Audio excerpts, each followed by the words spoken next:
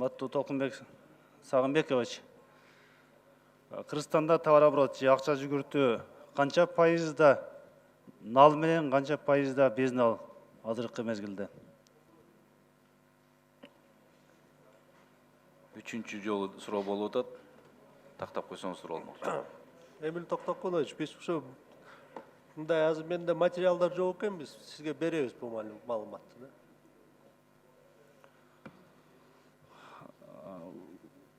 Кандайча материалдар жок? Сиз билишиңиз керек да. Бул негизги сиздин саясатыңыз да.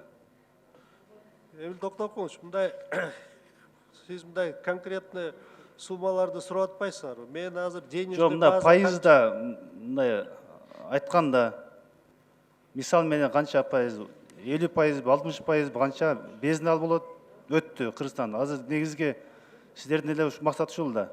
Бардыгын безнал өткөзүү, туурабы? Туура. Ошо канча аткарылды?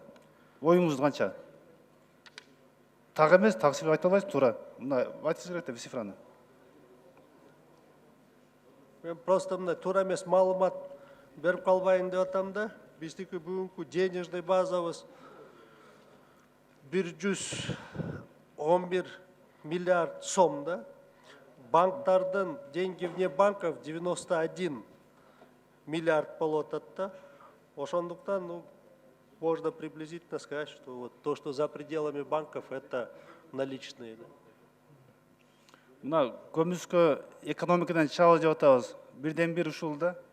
Канчалык биз безнал көтсөк, ошончо көмүскө экономикадан чыгат. Туурабы? Туура. Азыр канча банкомат региондордо, кайсы банктарда көп коюлган? Алыскы аймактарда.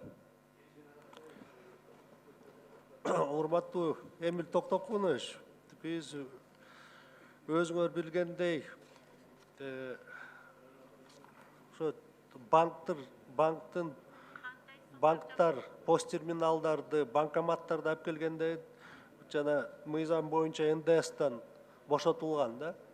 Бүгүнкү күнү ошо банктар өзүнө алган обязательствонун баары аткарылып атат да. Өткөн жылы 150 жаңы банкомат алып кирилген да. Биз өзүбүзгө план түзүп туруп, 3 областтын минимальный потребности өткөн жылы бүтүргөнбүз да.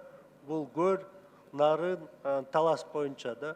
Бул жылы калган региондорду да караштырып, ошо каякта банкоматтар жетишпей аткандар жетишпесе ошол жака коюлат да. Бирок бу жерде бир көйгөй маселе бар да, кээ бир региондордо жана широкополосный интернет жок болуп, банкомат орнотуш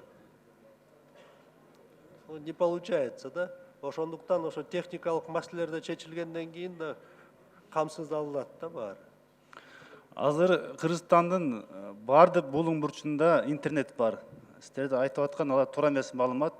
Алыскы аймактарда банкоматтар жок, бизге кайрылып атат. Эмнеге банкомат жок деп? 2000-3000 халкы бар айылдарда алыскы. Же банктын бөлүмү жок, же банкомат жок. Ушуларды сиздер банктардан талап кыла аласыздарбы? Бардык эле шаарга, база шаарга, соода түйүндөрүнө баары тыгылышат.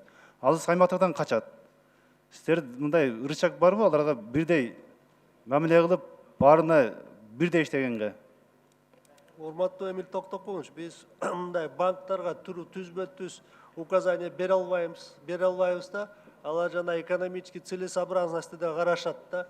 Мисалы клиенттер каякта көп, ошо банкоматтын баасын комиссионный боюнча каражаты түшкөн ошо затраттарды актабайбы депчи. Бирок биз жана Кыргыз почтасы менен РСК банк менен иштеп атабыз да. Ошо региондордо Кыргыз почта аткаруу, ошо пост терминалдар менен акчаны жеткизүү, пенсияларды, пособияларды. Рахмат.